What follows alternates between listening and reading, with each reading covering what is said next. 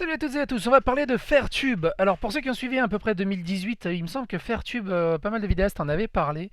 C'est tout simplement ça mélange Fairplay et YouTube, tellement logique. Euh, le Fairtube recommence à parler de lui doucement à cause d'un Allemand, ce monsieur-là, monsieur Jorge Sprave, qui est un slingshotter professionnel. Le slingshot c'est les fronts, sauf que lui il les fait de manière industrielle et voilà, il a une chaîne YouTube de 2 millions d'abonnés autour de ça.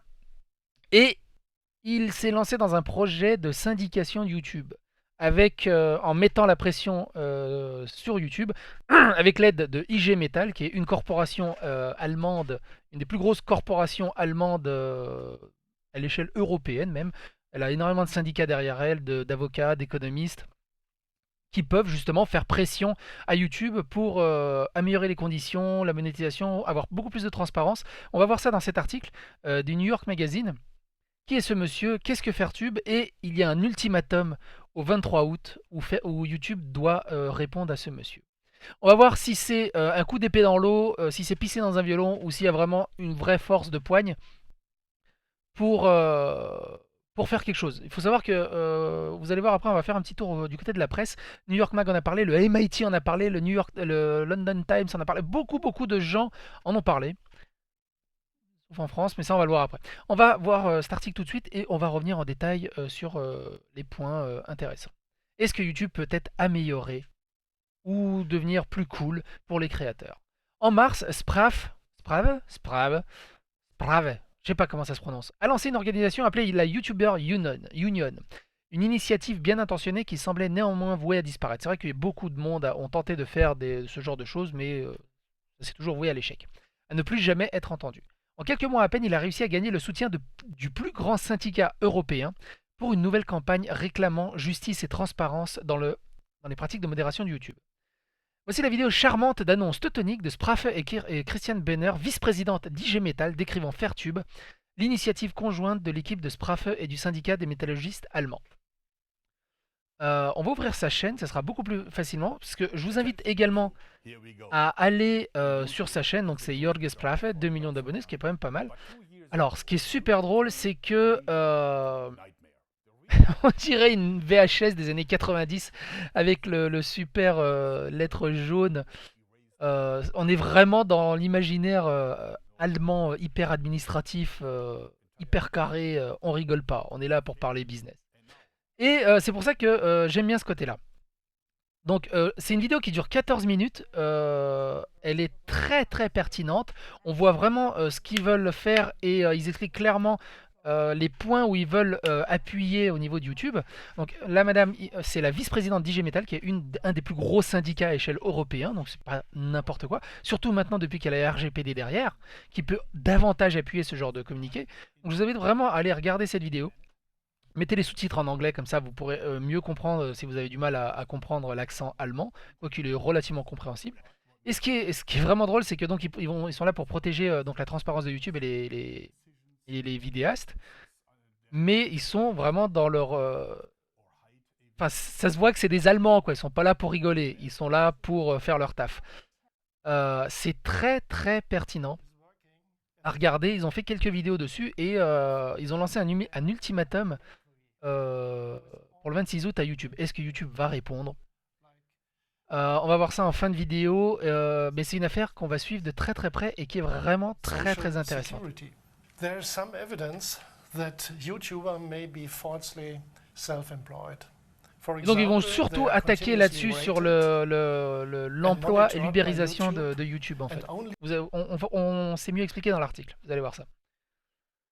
Monsieur Sprav donne à YouTube jusqu'au 23 août pour entamer des négociations avec son groupe sur les 7 demandes de Fairtube. On va voir les 7 demandes point par point juste après, même s'ils en parlent un peu ici. Axé principalement sur la responsabilité, la transparence et l'équité dans la manière dont YouTube détermine les vidéos autorisées à diffuser de la publicité, bien entendu.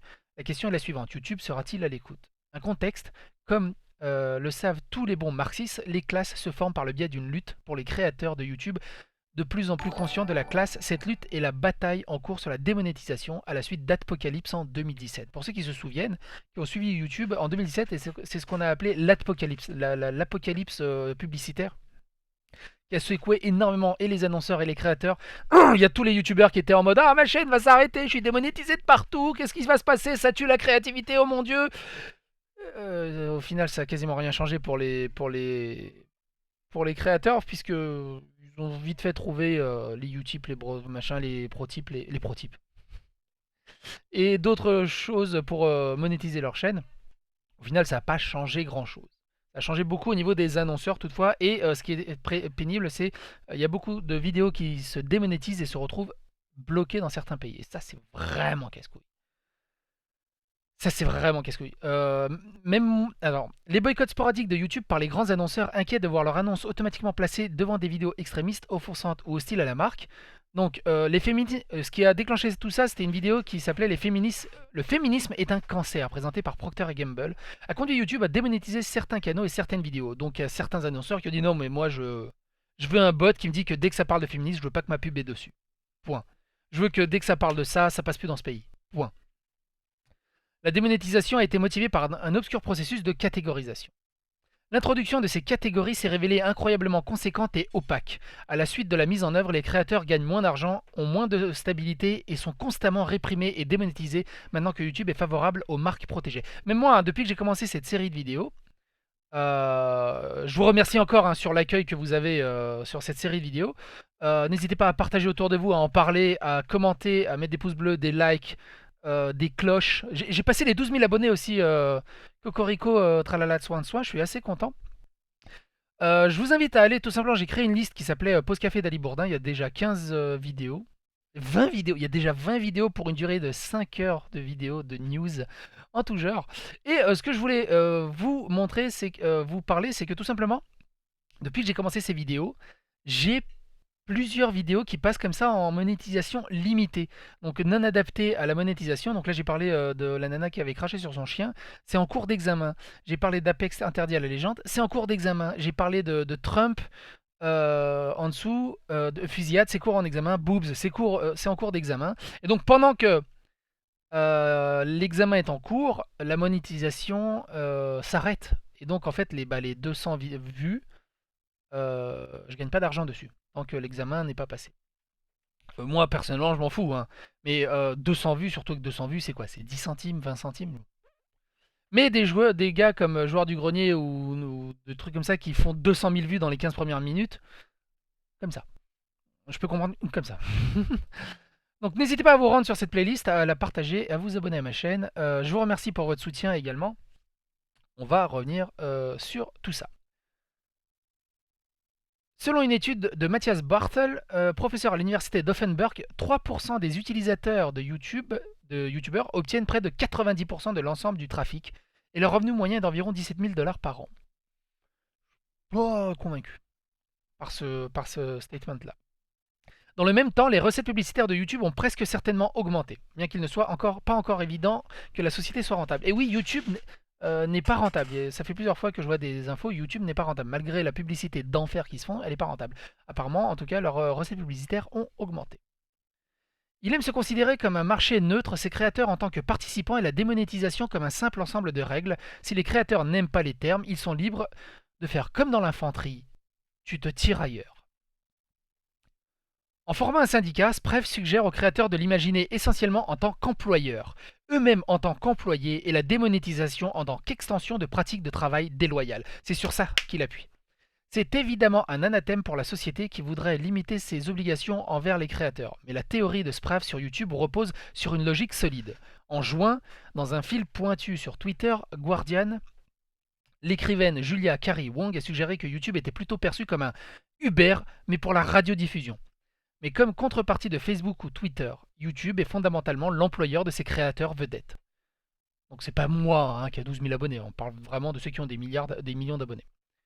Créateurs vedettes, écrit-elle. Cela leur rapporte de l'argent en échange de leur travail, mais cela instaure également des règles très souples qui maintiennent la fiction juridique d'une relation de non-emploi. Ils ne sont pas employés par YouTube, tout simplement. Ce sont des faux employés. C'est du travail dissimulé.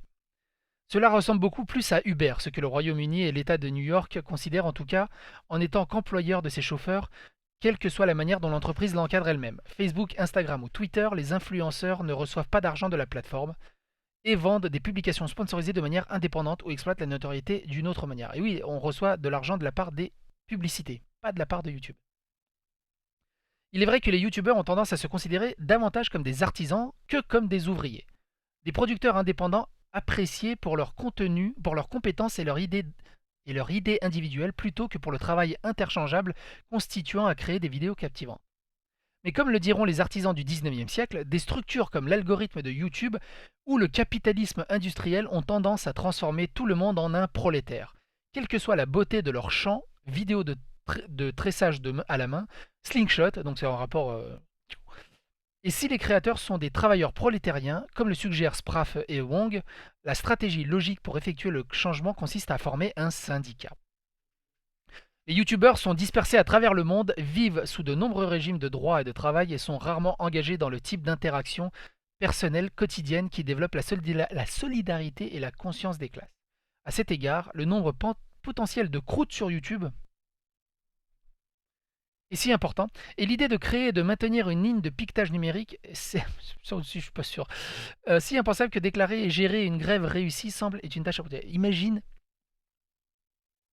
à la francophonie, imagine Zerator, joueur du grenier, Benzaï, Logan Paul, et tout, et paf, grève de YouTube, ils font plus de vidéos pendant 3 mois. Qu'est-ce qui se passe? Des milliards de vues en moins. Des milliards de vues en moins, des milliards de revenus publicitaires en moins. Mais bon, comme il n'y a pas de syndicat, les gens ils vont pas faire de grève. Son influence dans ce cas est le règlement général. Donc son influence dans ce cas est le règlement général de la protection des données de l'Union européenne, le fameux RGPD, qui garantit aux personnes concernées le droit à une communication intelligible sur la collecte et les traitements de données personnelles. Sprav et ses alliés de chez IG Metal soutiennent que le processus de catégorisation de YouTube est un type de données à caractère personnel sur lesquelles les créateurs de YouTube, en tant que personnes concernées, ont droit à des informations.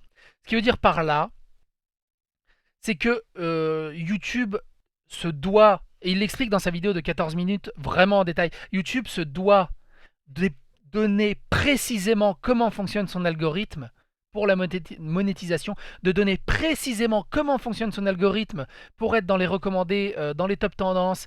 Il faut que YouTube soit totalement transparent sur tous ses algorithmes. Et qu'on a un droit de regard et un droit un droit de regard, tout simplement, un droit de regard et un droit de donner son avis et d'étudier la question sur comment améliorer cet algorithme également. Ce n'est pas une tactique parfaite, en partie parce que cela pourrait conduire à ce que Michael Six Silberman d'IG Metal a décrit à Vice comme un système de caste dans lequel les créateurs de citoyens de l'Union européenne se voient accorder plus de droits que les créateurs laissés sans protection par le RGPD. Alors est-ce que YouTube va écouter? Il semble peu probable que la société accède à la demande de Sprav d'entamer des négociations avec son syndicat, ce qui ne ferait qu'élargir une organisation que YouTube souhaiterait sans aucun doute quitterait tout simplement. Mais l'implication d'IG Metal et le pouvoir juridique, politique, publicitaire et d'organisation qu'elle apporterait au combat obligent désormais YouTube à réfléchir sérieusement à la manière dont il se lie à ses créateurs. Traiter avec eux comme des clients insatisfaits, voire des citoyens indisciplinés est une chose. Traiter avec une union organisée de vos plus grands créateurs serait très différent. C'est pour ça que c'est très très intéressant. Donc qu'est-ce que la campagne Fairtube? La campagne Fairtube, c'est en 7 points. Publier toutes les catégories et critères de décision qui affectent la monétisation et les visionnements des vidéos. Donc en gros, publier l'algorithme, qu'on comprenne comment fonctionne ce putain d'algorithme, et en plus qu'il le change au fur et à mesure. Et comment il évolue cet algorithme. Expliquer clairement les décisions individuelles, par exemple si une vidéo est démonétisée, quelle partie de la vidéo est enfreinte sur les critères dans les consignes relatives au contenu des décisions. Pourquoi la vidéo est démonétisée? C'est juste, ouais, elle est démonétisée. Des fois, il écrit oui parce que c'est à la 28e seconde. Oui, mais non, mais je veux un peu plus d'infos. Donner aux youtubeurs un contact humain qualifié et autorisé à expliquer les décisions qui ont des conséquences négatives pour les youtubeurs. Je veux bien comprendre à l'échelle de YouTube où il y a 300 heures de vidéos à la minute qui sont uploadées, on ne peut pas avoir un contact humain. C'est juste pas possible. Mais si la loi change et que YouTube est obligé à faire ça, c'est pas possible. Laissez les youtubeurs contester les décisions qui ont une conséquence négative. Ça commence à venir parce que je peux contester. Voilà. Mon truc est monétisé, mais je peux contester. Ça prend des jours et des jours avant que ça soit rejeté. Et là, je peux plus contester, je dois vivre avec. Ou si c'est accepté, là, c'est retiré. Mais ça, c'est des petites contestations. Si c'est une grosse contestation et que je perds, je me tape un copyright de droit d'auteur. Au bout de 3 copyrights, ma chaîne est supprimée. Alors, soi-disant qu'il y a le premier amendement du droit d'expression aux États-Unis, mais ça marche pas. C'est quand eux ils le décident. Créer un conseil de médiation indépendant chargé de résoudre les litiges. Ça, c'est bien. Créer un conseil indépendant. C'est pas YouTube qui décide. C'est pas le publicitaire qui décide. C'est pas parce que j'ai utilisé 3 secondes de Indiana Jones que j'ai Sony sur la gueule. Ouais, c'est démonétisé sur ta vidéo de 66 minutes. Je dispute. Et il y a, c'est pas YouTube qui dit non, non, mais je veux mon fric de Sony. Faut que ce soit une médiation indépendante qui dit si j'ai le droit ou non. Participation. Vous comprenez bien que je résume au maximum et je donne le premier exemple qui me donne par la tête, qui est très très loin d'être pertinent, mais vous comprenez l'idée. Si vous avez des idées plus pertinentes sur ce truc, ou sur tout ce que je viens de dire, les commentaires sont là, n'hésitez pas. Si vous pensez que c'est viable et qu'il y a peut-être une chance qu'eux, ils fonctionnent, participation officielle des youtubeurs à des décisions importantes, par exemple via un conseil consultatif de youtubeurs. Voilà, on décide d'améliorer l'algorithme. En ce sens, on fait un sondage. Est-ce que vous êtes pour, contre, pourquoi, oui, non? Et pas genre, c'est bon, on change le son, on change encore une fois l'algorithme et ça fout un bordel monstrueux. Et il y a un compte à rebours qui descend. Le YouTube doit entamer des négociations avant le 23 août. Je sais pas ce qui va se passer à ce moment-là. Mais ça va être intéressant à suivre. Ça va être vraiment très très intéressant à suivre. Je vous donnerai des nouvelles.